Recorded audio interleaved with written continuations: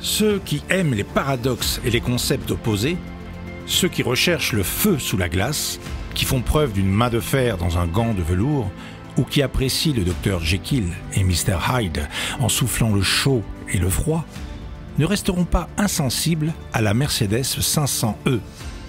Nous la connaissons tous pour avoir crevé l'écran dans le film Taxi, mais en fait, quelle est cette berline de père de famille capable de se métamorphoser en véritable sportive? C'est en pleine Bourgogne, le long de la côte de nuit, entre Dijon et Beaune, que nous allons découvrir davantage cette Mercedes très spéciale. La 500e est sortie en 1990. On peut vraiment dire que c'était la concurrente directe de la BMW M5. Sous une allure assez banale, se cachait en fait un véritable tempérament de feu. Pour le commun des mortels, il s'agissait simplement d'une classe E, banale. Mais il n'en était rien du tout. Elle est née de la collaboration entre Porsche et Mercedes-Benz.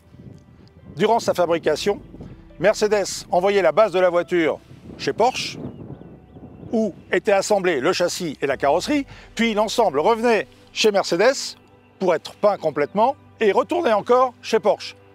Vous vous doutez bien que tous ces allers-retours avaient un coût et ça a contribué à un prix de vente de la voiture très élevé. D'autant qu'elle était fabriquée à la main en grande partie et elle nécessitait 18 jours de travail. Grosso modo, on peut dire que tout ce qui concernait la partie châssis, liaison au sol et train roulant, c'était du ressort de Porsche. Pour la mécanique, c'est Mercedes qui s'en occupait. Regardez par exemple, ces ailes ont été spécialement façonnées de façon bombée pour recouvrir les trains roulants élargis. Le châssis également a été complètement retravaillé. Le moteur était le fameux V8 de 326 chevaux, repris au roadster 500 SL R129, équipé exclusivement d'une boîte automatique à 4 rapports. Et c'est ce qui faisait une différence essentielle entre la Mercedes et sa cousine munichoise qui, elle, recevait une boîte mécanique. La Mercedes assumait une image bourgeoise. Elle dégageait beaucoup de classe en restant très discrète. Cela a beaucoup plu et cela a contribué à son succès. Cette Mercedes 500e a été livrée neuve au Japon en 1992. Ce qu'on remarque tout de suite en la regardant, c'est l'originalité de son assortiment de couleurs. La carrosserie est bleu clair, très rare. Encore plus rare, l'intérieur bleu marine. Et encore plus rare, sa condition totalement d'origine exceptionnelle. Elle est encore en première peinture. Et je peux vous dire que beaucoup de 500e ont malheureusement terminé dans un fossé parce que conduite par des chauffeurs qui étaient un petit peu trop enthousiastes du pied droit. Elle a également parcouru que 71 000 km. C'est rien du tout pour ce type de voiture. Son ancien propriétaire l'a acquise il y a à peu près 5 ans.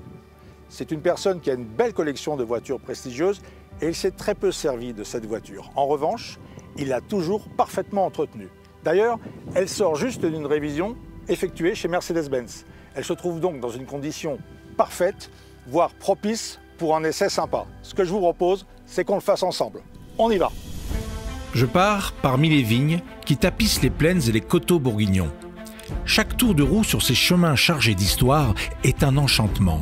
Cette région de grands vins, jonchée de bonnes tables aux accents et aux saveurs de terroir, correspond parfaitement à l'esprit requis pour rouler en voiture ancienne. Même si à son volant, on découvre que cette 500e n'est pas si ancienne que cela. Aucun doute, on est bien dans une Mercedes. On ressent vraiment toutes les qualités qui ont fait la réputation de la marque. La voiture est extrêmement silencieuse, il n'y a aucun bruit parasite, la sonorisation est vraiment parfaite et exceptionnelle. Alors, la voiture est extrêmement confortable également. Les sièges sont un peu plus durs, bien évidemment, un peu plus fermes que sur la berline classique, mais cependant ils maintiennent très bien. N'oublions pas que la voiture a tout de même une connotation assez sportive.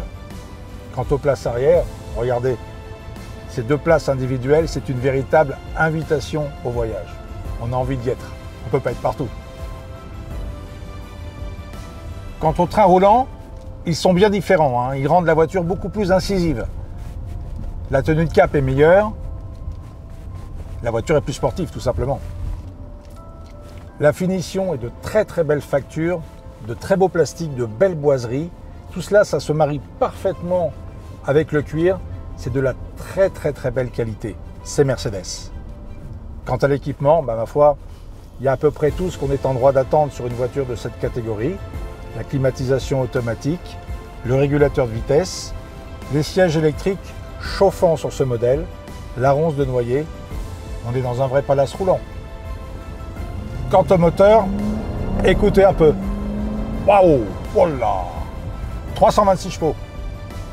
0 à 100 en moins de 6 secondes pour 1,7 tonne et 250 km/h. Assez exceptionnel pour une berline de l'époque. Incroyable même, je dirais.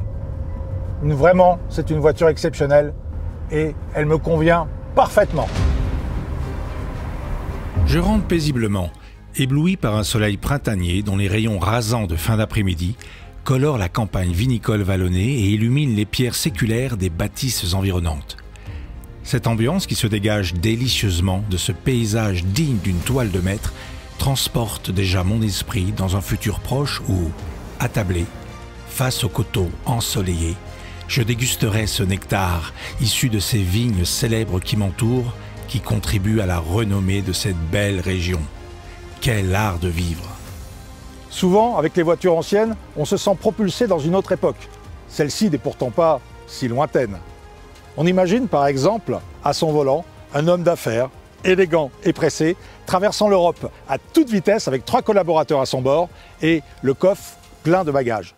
On imagine également un père de famille à l'esprit resté sportif qui sereinement croise sur une autoroute et parfois va faire un petit tour rapide sur des routes départementales sinueuses. En fait, cette voiture est très polyvalente et c'est bien votre pied droit uniquement qui décide si elle doit être bourgeoise ou sportive.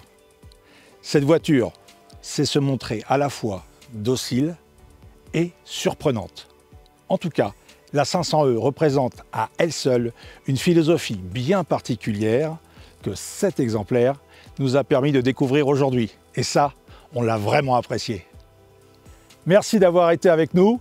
Retrouvez-nous bien évidemment, comme d'habitude, sur www.bpmheritage.fr. À bientôt!